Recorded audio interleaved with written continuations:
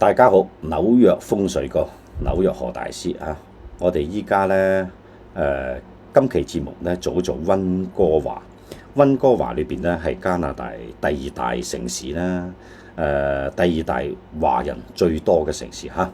呢個地方裏邊呢，真係好多人中意嘅喎。呢個又係風水寶地嚟嘅。我做過幾期呢，之前全部用普通話做嘅，所以呢次呢，我用粵語做希望能夠幫到我哋廣東人啦、香港人啦嚇。OK， 我依家開始分析成個溫哥華，佢呢西面臨水或者係西南臨水嗱，但係咧呢度有條內河啦。假如係食到北水嘅，好靚仔嘅嗱。而家我圈圈俾大家睇下嗱，大家睇到話呢個地方。一路食到，我係用紅色嚇，對唔住 ，OK， 紅色表示好嚇。嗱，睇到話嚇，一路過嚟，離開水邊大概10至15條街都好，一路殺到嚟。呢度都全部係嘅。呢啲全部食到北水嘅，呢啲北水係靚仔咯。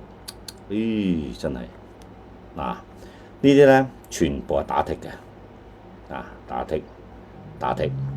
呢啲係好嘢喎，因為咧從2024年，從舊年一路到2044年呢20年裏邊嘅話，呢個北水係揾大錢嘅，揾大錢嚇。三元九運裏邊咧分上下元啦，上元90年，下元90年，所以180年嚇。有90年好就必定有90年嘅衰嘅，係咁正常嘅嚇。但係咧，我哋睇話上邊咧。佢係南水有弊家伙嘅喎。睇啦，呢個西溫哥華啦，同埋北溫哥華裏邊咧都唔妥嘅喎。大家睇下呢邊咧全部南水，呢邊南水，呢邊南水，所以咧一路從呢度開波。我哋從佢呢度一路開波，成個嘅佢食到嘅南水都係唔妥嘅。呢個真係反惡嘅，呢個反惡。所以咧，呢度可以咁講啦，呢度就好似洛杉磯咁，呢度小心火燭小心火燭，因為水火相戰嘅時候咧，係火贏咗嘅，火贏咗出嚟之後咧，就火冚咁燒噶啦，所以小心。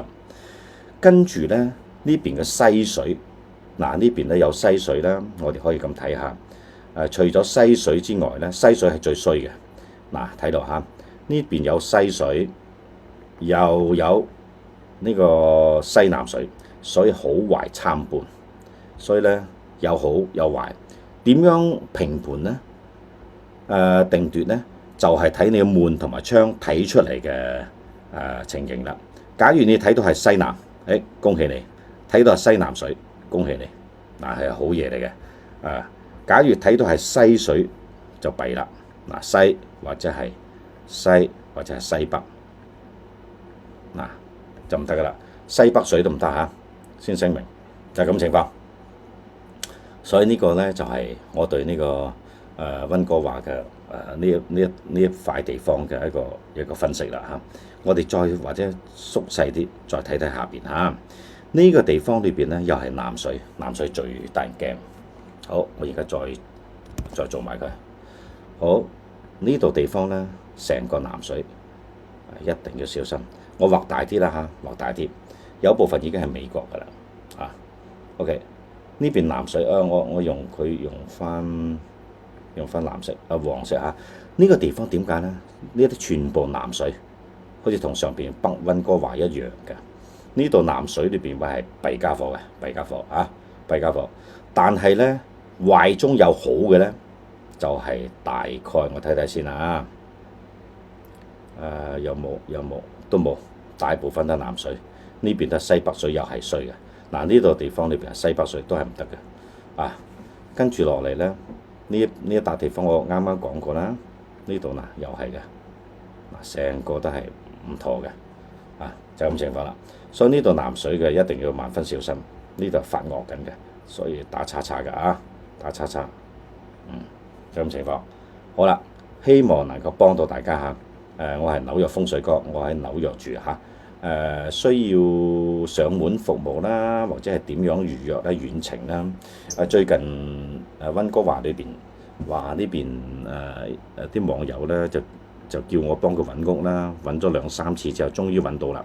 佢就揾呢一笪地方，揾到200幾萬嘅加幣嚇，哇！好開心，準備要叫我揾日子嚟俾佢入住啦嚇。咁全屋佈局，我又幫佢準備佈啲水局嚇，就係咁情況啦。因為依家佈水局咧，水係好緊要嘅。風水裏邊，水比風係更加緊要。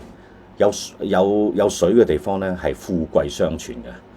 假如咧，即係有山冇水咧，土財主好難出貴格嚇，就係咁情況。好啦，呢一期節目咧，我哋就做到呢度。我係紐約風水哥希望大家有風以及水嘅問題咧，隨便同我留言啦或者預約遠程就得，上門都可以嘅喎。拜拜。